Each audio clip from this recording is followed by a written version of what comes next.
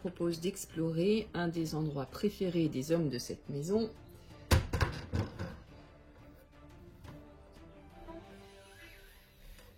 C'est la DVD Tech.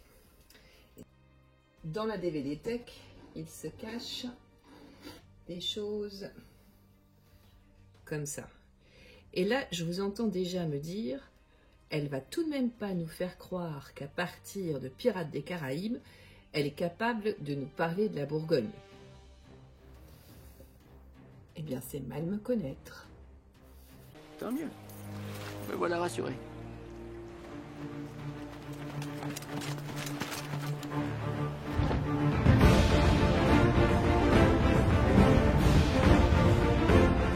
Et pour évoquer ces flibustiers au long cours, je vous propose de descendre un tout petit peu au sud de Dijon, à Nuits-Saint-Georges, la capitale des vins de la Côte de Nuits. Alors certes, je ne vais pas vous parler de pirates, mais de corsaires. Quelle est la différence entre le corsaire et le pirate? Le pirate, lui, travaille uniquement pour lui. Il arraisonne des bateaux, il se saisit de leur cargaison et il la garde pour lui, éventuellement aussi il partage avec son équipage. Très bien. Autant avouer. J'ai l'intention de réquisitionner un de ces bâtiments, de trouver des matelots à Tortuga et de piller, voler et saccager comme un forban sans âme et sans cœur. Alors que le corsaire fait la même chose, sauf qu'il le fait d'une façon officielle pour le roi, avec une lettre du roi.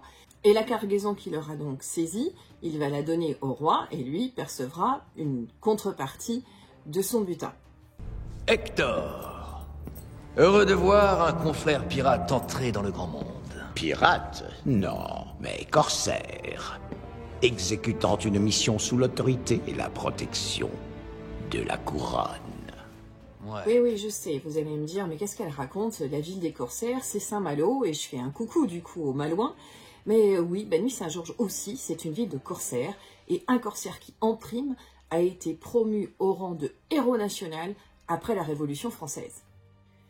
Bien, là vous allez me dire, c'est bien gentil tout ça Charlotte, mais Nuits-Saint-Georges à la base est quand même bien plus connu pour ses vins, et en particulier ses vins rouges, que pour un quelconque corsaire qui aurait vu le jour dans la cité dans le courant du XVIIIe siècle. C'est vrai aussi que les vins rouges de Nuits-Saint-Georges sont très célèbres à travers la planète entière, mais il faut savoir quand même qu'il y a un petit peu de blanc, qui représente moins de 10%, et notamment même parmi les premiers crus de Nuits-Saint-Georges, puisque le territoire de Nuits-Saint-Georges ne compte pas moins de 38 climats qui bénéficient de l'appellation Nuits-Saint-Georges premier cru. Il y en a 11 d'ailleurs qui sont situés sur la commune qui est juste au sud, qui s'appelle Prenot-Prissay. Et parmi ces premiers crus, il y en a un qui s'appelle En la Perrière-Noblot, qui est situé en haut du coteau entre Vaune-Romanée et Nuits-Saint-Georges, et qui lui ne se produit qu'en blanc. Qu'est-ce que ça vient faire au milieu de cette histoire de corsaire? Vous allez voir le lien. Ce climat qui bénéficie de l'appellation Nuits-Saint-Georges premier cru en la Perrière-Noblot, en blanc, appartient au domaine Alain Michelot. Et le domaine Alain Michelot, en fait, on passe devant à chaque fois qu'on traverse Nuits-Saint-Georges dans le sens Dijon-Beaune ou Beaune-Dijon. Le domaine Alain Michelot est installé dans l'ancienne maison natale de François Turreau. François Turreau voit le jour à Nuits-Saint-Georges le 22 juillet 1727. Son père est noté hôtelier, maître de poste, en fait sur Nuits-Saint-Georges. Malheureusement, François ne va pas connaître son père très longtemps, puisqu'il disparaît alors que François n'a que 8 ans. Sa mère se retrouve donc seule avec ses enfants, puisqu'il a des sœurs, et décide de donner une bonne éducation à son fils, qu'elle va envoyer étudier chez les jésuites à Dijon, pour qu'il puisse apprendre en particulier la chirurgie. Mais c'est un jeune homme qui a un caractère assez bien trempé. On dit qu'il est violent, qu'il peut être agressif, même parfois voire tyrannique. Bref, c'est quelqu'un qui a du génie, certes, mais qui n'est pas forcément toujours à prendre avec les pincettes. Le temps passant, sa mère finit par contracter un certain nombre de dettes. Et un jour, alors qu'il a 17 ans, François Turreau décide qu'il peut peut-être l'aider. Il a repéré chez sa tante de l'argenterie. Et l'idée saugrenue lui passe par la tête de chipper l'argenterie qu'il y a chez sa tante, de la mettre en dépôt et de récupérer de l'argent pour pouvoir aider sa maman. Le seul problème, c'est que l'argenterie qui était chez sa tante ne lui appartenait pas. Elle appartenait à un conseiller nommé Monsieur Como. Et vous vous doutez bien que lorsque M. Como réalise que son argenterie a disparu, ça fait un véritable scandale. Et François Turreau n'a d'autre choix que de se sauver, de quitter la Bourgogne du jour au lendemain. Il va prendre la direction du nord, mais alors très au nord, puisqu'il va arriver jusqu'à Calais. Et à Calais, il fait la connaissance avec un élément qui ne le quittera plus jusqu'à sa mort, dont il tombe éperdument amoureux, c'est la mer. C'est la guerre entre la France et l'Angleterre, et on vient d'armer un bateau corsaire à Dunkerque. François Turreau file à Dunkerque et se fait enrôler sur le bateau en tant que chirurgien. Malheureusement pour François Turreau, le bateau à bord duquel il a pris place est arraisonné par les Anglais, et il est fait prisonnier. Il est donc conduit à Douvres en août 1744. Mais il va mettre son temps de captivité à profit pour étudier les Anglais, étudier leurs coutumes, étudier leurs mœurs, étudier la langue, ce qui lui sera d'ailleurs fort utile dans la suite de sa carrière. Au mois de novembre 1744, la même année, n'y tenant plus, il décide de prendre la fuite, et pas n'importe comment. Un soir, il va s'embarquer à bord d'une chaloupe, il va utiliser sa chemise pour faire une voile pour son bateau, pour son embarcation, et il va commencer à ramer sur la Manche pour rejoindre les côtes françaises. Vous imaginez bien que cette évasion héroïque va faire grand bruit à la cour. Ou c'est de la folie, ou c'est du génie. Ce qui est étonnant, c'est que souvent ces deux qualités vont ensemble. Après son évasion et son arrivée en France, Turreau va gravir tous les échelons dans la marine. Il commence par mousse, évidemment, puis matelot, puis pilote, et termine enfin capitaine. Et enfin, il prend le commandement de ses bateaux.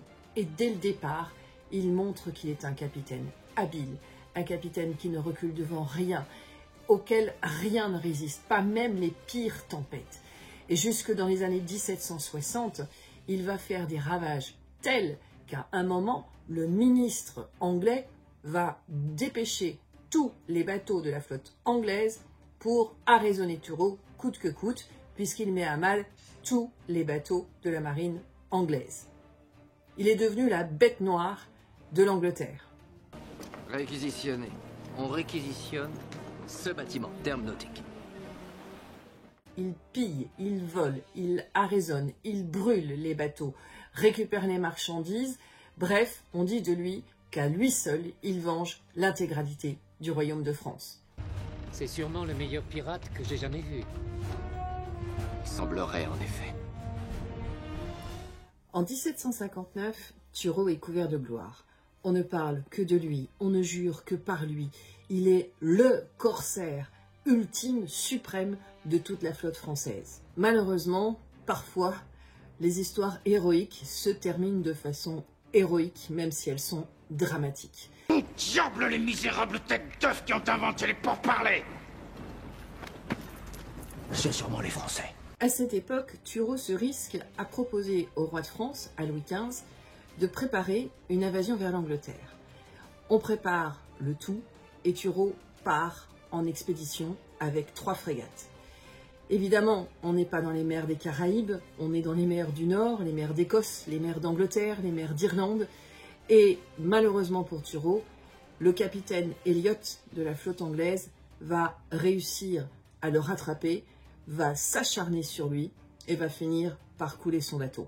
Turreau perd la vie lors de cette bataille, mais il sera élevé au rang de héros national. Alors pas tout de suite, mais déjà, lorsqu'on apprend la mort de François Turreau, on est très ému à la cour et même Madame de Pompadour intervient auprès du roi Louis XV pour que l'on puisse allouer une rente annuelle à la veuve de François Turreau, puisqu'il s'était marié avec une Irlandaise, parce qu'elle est extrêmement touchée de la disparition et de la perte d'un si grand marin. Elle dit d'ailleurs ceci: « Je suis sensible à la catastrophe du pauvre Turreau.